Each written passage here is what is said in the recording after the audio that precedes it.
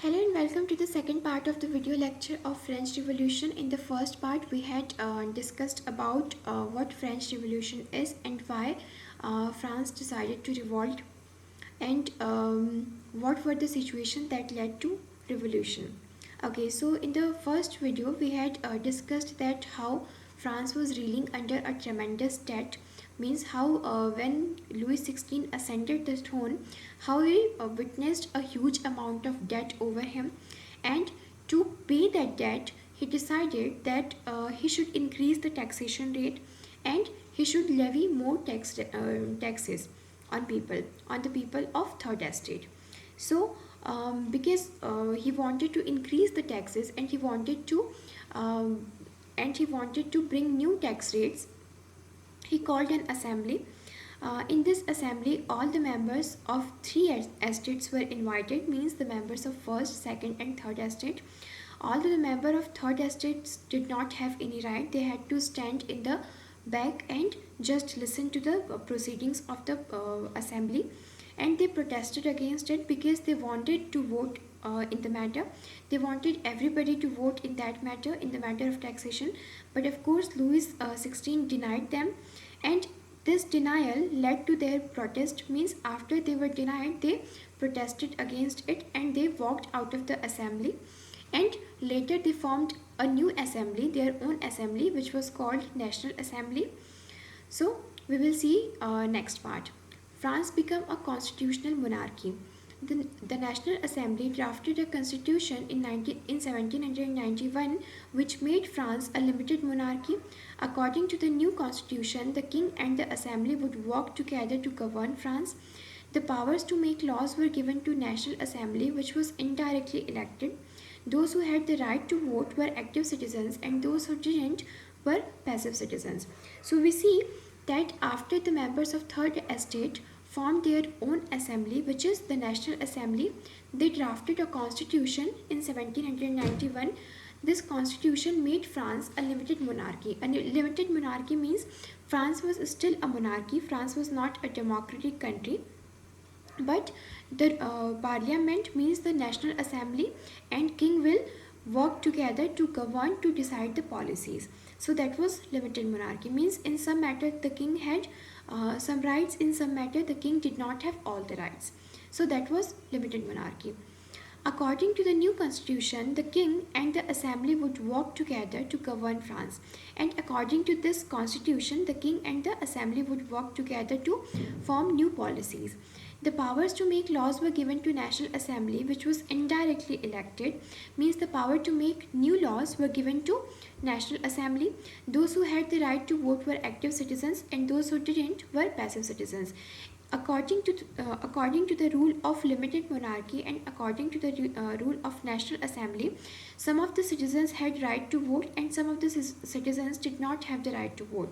The citizens who had the right to vote were called active citizens, and the citizens who did not have the right to vote were passive citizens.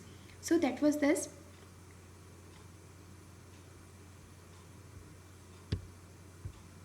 The Reign of Terror. After this, we will talk about the Reign of Terror. The period of 1793 to 1794 is referred as the Reign of Terror as it was the period of violence. It was marked by mass execution of enemies of revolution. Maximilien Robespierre followed the policy of severe control and punishment. Those who did not agree with his methods were executed, even his own party members. All those who he saw as the enemies of republic, like clergy and nobility, were killed brutally. So we see the Reign of Terror. What is the Reign of Terror? After some time, when the revolution had taken place, Maximilien Robespierre, it's the name of a person who was leading the revolution. He was the leader of revolution. So Maximilien Robespierre, he was killing everyone. He was killing who he thought were the enemies of republic. Means he was killing anyone and everyone who he thought were the enemies of republic. Means the enemies of revolution.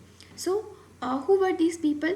They were not basically enemies of revolution per se, means these were the normal people, these were the people who were just against this idea, who did not agree with this idea. But just because they did not agree with this idea, they were getting killed. They were getting killed and they were getting executed and they were being tortured, and Maximilian was doing it. That is why this is called the reign of terror. Those who did not agree with his methods were executed, even his own party members. He did not care who he was killing, even his own party members were being killed. If those party members did not agree with him, he would kill them. He would kill the nobility and clergy member, because he thought they were the enemies of revolution, enemies of republic. So that was the reign of terror. Then French Revolution and the rise of Napoleon. We will see who Napoleon Bonaparte was and how the French Revolution and the rise of Napoleon, how Napoleon Bonaparte rose to power, who he was and how he impacted France. Soon after the French Revolution, all eyes were turned to a rising star, a brilliant young general, Napoleon Bonaparte.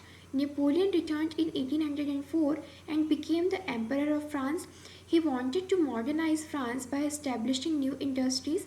He promoted trade by building roads and canals.